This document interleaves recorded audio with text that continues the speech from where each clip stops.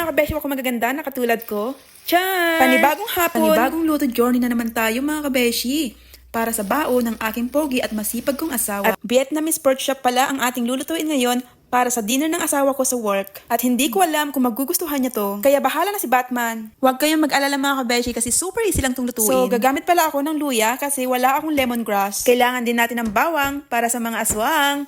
Char! Imi-mince lang natin ito. And then, kailangan din natin ng sibuyas. Imi-mince din lang natin ito. So, ngayon naman, pagsasamahin natin sila sa iisang bubong char. Naku, nakakaiyak yung sibuyas mga kabeshi.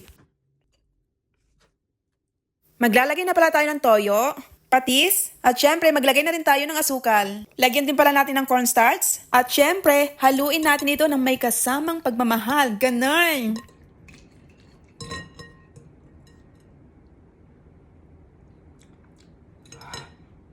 Ang sarap.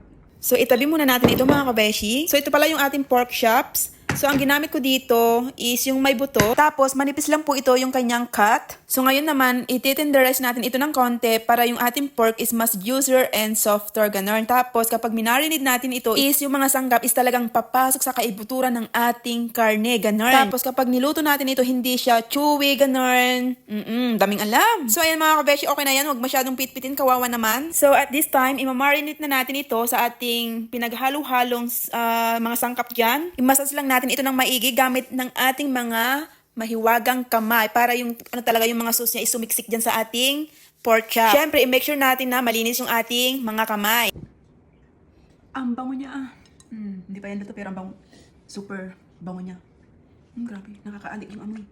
So, i-marinate natin ito at least 1 hour. Overnight, mas maigi mga kabeshi. So, habang nakamarinate yung ating pork chop, gagawa tayo ng kanyang sausawan. Gagamit tayo ng shredded carrots. And then, lagyan natin ng fresh garlic.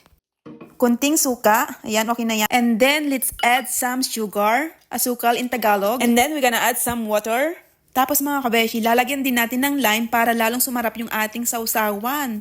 Naku mga kabeshi, kapag matitikman nyo tong sausawan na to, super magugustuhan nyo kasi super nagustuhan ko siya. So, lalagyan din natin ng konting chili flakes. Kapag ayaw nyo ng maanghang, skip nyo na lang yan. So, asin po yung ilalagay ko dito, pero mas masarap kung patis yung ilalagay nyo. Pero asin yung gagamitin natin kasi baka mangamoy ito sa work ng aking asawa kapag patis yung ating nilagay. So, titikman natin kung sakto na ba yung asim sa kaalat. So, kung maasim or maalat, pwede nyong lagyan ng tubig. So, sa puntong dyan, nakukulangan ako ng asim, kaya piliga ko ulit yung ating lime. So, ngayon naman, ipiprito na natin yung ating pork chop. Naglagay lang ako ng konting mantika dyan. So, isi-share lang natin itong ating pork chops for 3 minutes to 4 minutes. Bawat side hanggang maging golden at juicy. Ganon. Tapos, dapat naka-medium heat lang yung ating apoy. So, okay na ito mga kabeshi. Hanguin na natin ito. So, ngayon naman mga kabeshi, magsusutay lang tayo ng green onions para sa ating toppings. So, konti lang yung aking ginamit na mantika dyan, pero kung gusto nyo mamantika, pwede nyo pong dagdagan. So, ito na po yung ating Vietnamese pork chop. Sigurado akong magugustuhan ito ng asawa ko sa work. Subukan nyo rin ito mga kabeshi. At sabihin nyo sa akin kung ano ang feedback nyo. So, tikman muna natin kung masarap na ba ito. Bago natin siya ilagay sa baunan ng aking poging asawa. So, natin dyan.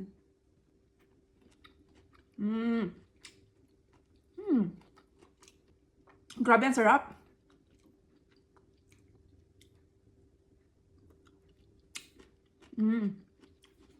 Ang sarap nito, panalo. Baka maubos ko na tong baon ng aking asawa.